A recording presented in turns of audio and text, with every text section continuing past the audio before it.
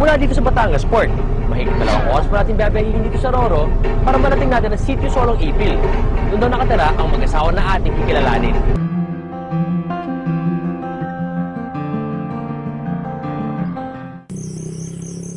Malalim na ang gabi nang marating namin ang Sitio Solong Ipil, Mamburao, Occidental Mindoro. Walang kuryente sa buong sitio. Tanging gasera at ang ilaw mula sa aming kamera ang nagsisilbing liwanag sa loob ng bahay. Dito namin inabutan sina Shim, 29 anyos, isang katutubong mangyan, at si Ginesa, 22 anyos, isang Amerikana. Silang dalawa, mag-asawa. Iba nga siya eh, American nga siya. Ako naman katutubo lang. Iba naman ang buhay nila. Hanggang ngayon, kung minsan naisip ko bakit ganito ang buhay. Naisip ko bakit ako ganito, parang siniswerte naman na yata ako. Kabuhanan na ni Ginesa at di magtatagal, iluluwal na ni Ginesa ang kanilang panganay na anak. Dahil nga manganganak na si Ginesa, darating daw ang ina nito mula sa Amerika. Ito daw ang unang beses na dadalaw sa kanila ang dayuhang biyena ni Shim. Sa kama daw nilang mag-asawa papatulugin ang nanay ni Ginesa. Espesyal daw kasi itong bisita. It's been over a year since I've seen any of my family. So I'm excited. Si Shim din ang personal sasalubong sa biyena mula sa airport sa Maynila.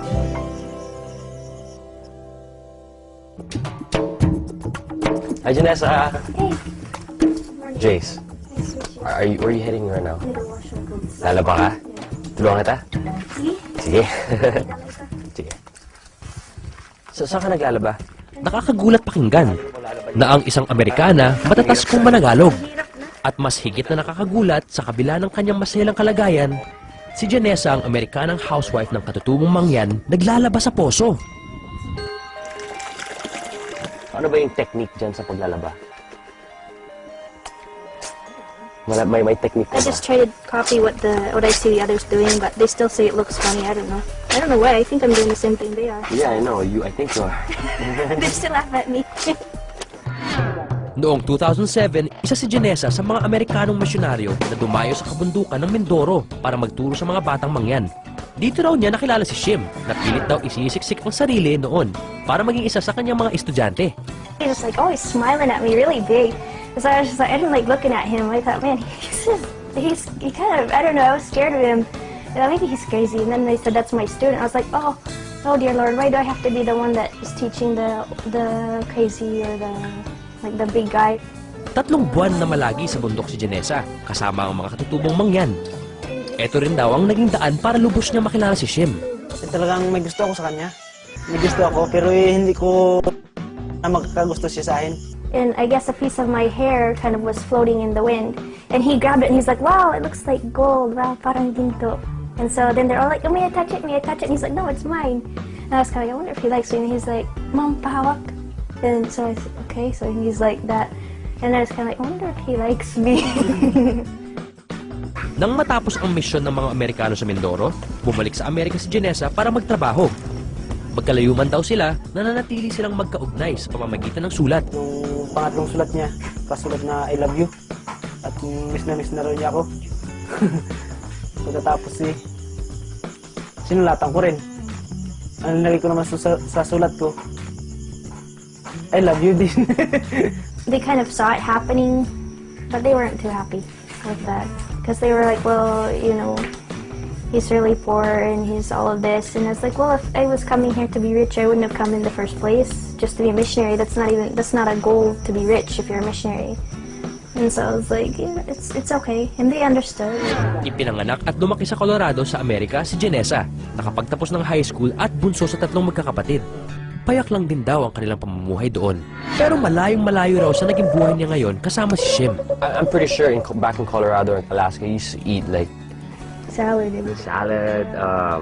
grilled chicken, pasta, stuff like that, mashed potatoes, right? Yeah. Am I right? So, Yeah. dito, ano yung mga adjustments na ginawa mo?